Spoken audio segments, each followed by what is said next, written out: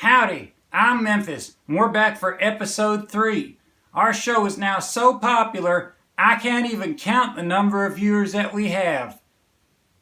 Probably includes space aliens and robots. That's how many. Howdy, I'm Memphis, and welcome to These Ain't Tools. Today, we're going to be talking about a special specimen, which we only have one of. Nope. We've got another one? Yep. Well, give it here.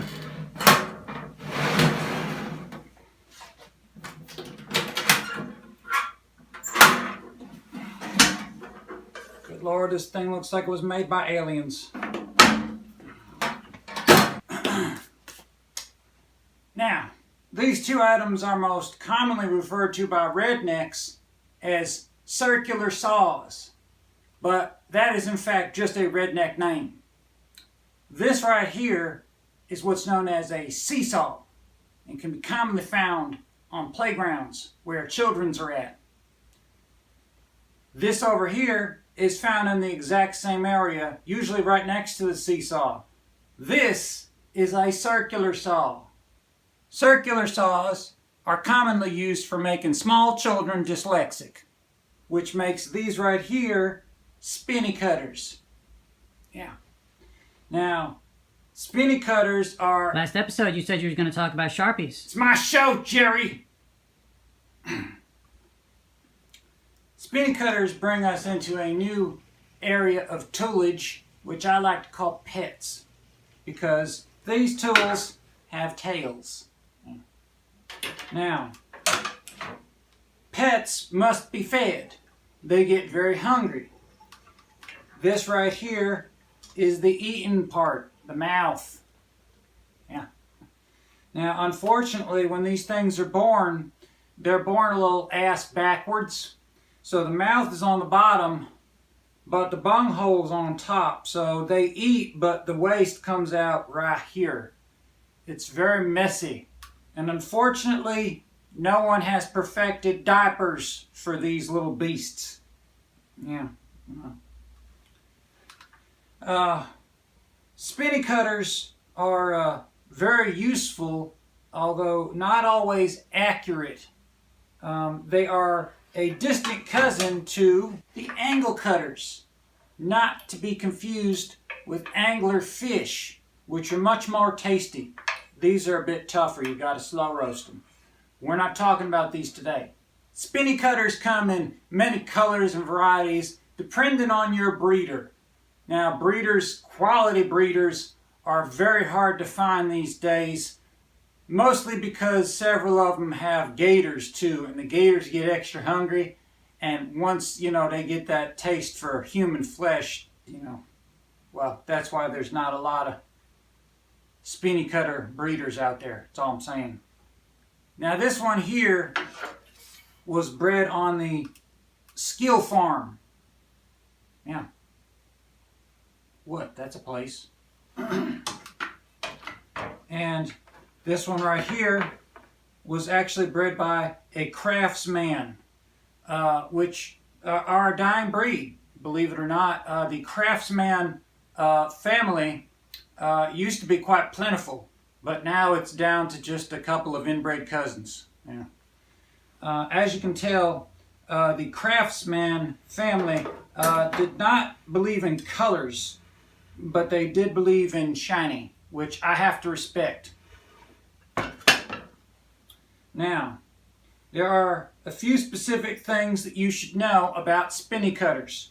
Number 1, the mouth is always hungry. So, even if the tail is not plugged into the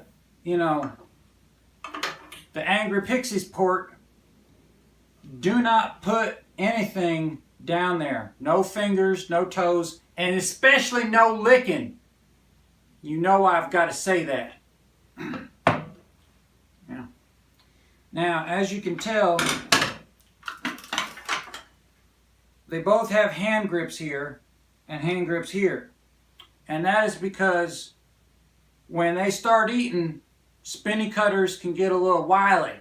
So you want to make sure that you got a good firm handle on them.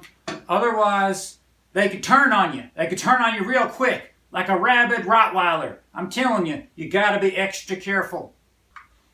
Another feature is that their foot moves up and... I think this thing needs some more omega-3 in its diet. It's real sticky. God, I'm all wore out after doing that. We'll come back to that one.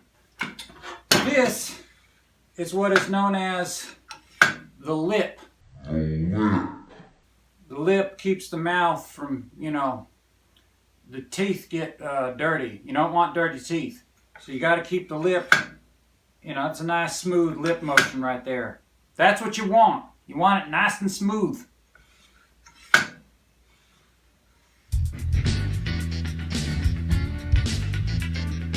Okay,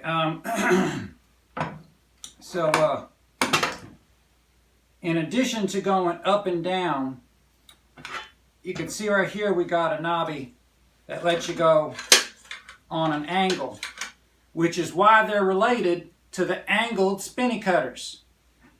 Remember that. It's on the pop quiz.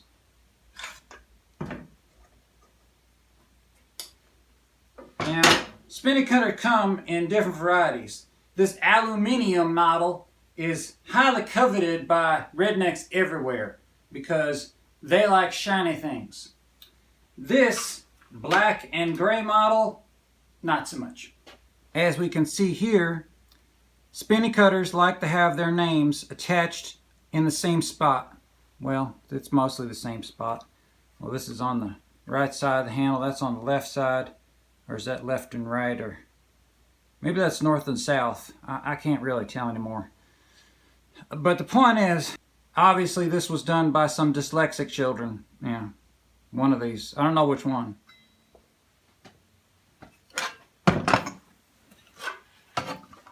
Spinny cutters have a variety of teeth types. As you can tell, this is known as the great white shark tooth pattern.